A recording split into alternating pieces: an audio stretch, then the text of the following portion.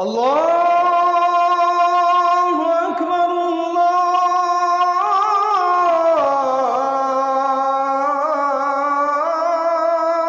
अकबर।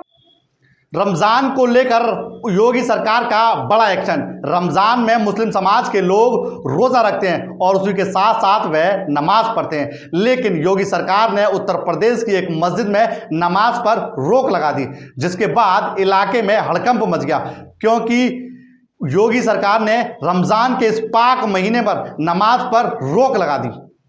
आइए हम आपको पूरा मामला बताते हैं विस्तार से। उत्तर प्रदेश के फर्रुखाबाद में एक खास मस्जिद पर नमाज पढ़ने पर योगी सरकार ने बैन लगा दिए।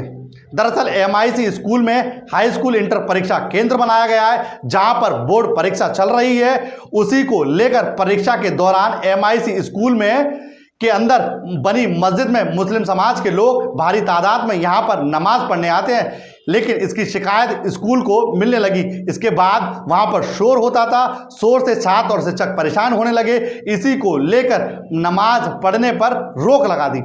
तो वहीं फर्रुखाबाद के DM साहब आशुतोष कुमार ने 2 टूक में यह आदेश दे दिया कि अगर परीक्षा में कोई भी परेशानी हुई तो उस पर 1 करोड़ रुपए का जुर्माना लगाया जाएगा। आखिरकार यह बात कितनी सही है? वहीं दूसरी तरफ मुस्लिम समाज के लोग एकत्रित हुए और वह जिलाधिकारी से मिलने पहुंचे।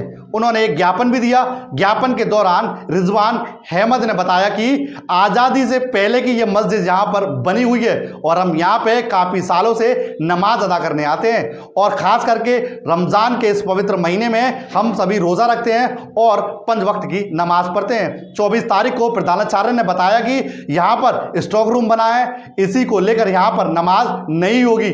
अब ना यहाँ पर नमाज किसी को पढ़ने दी जाएगी।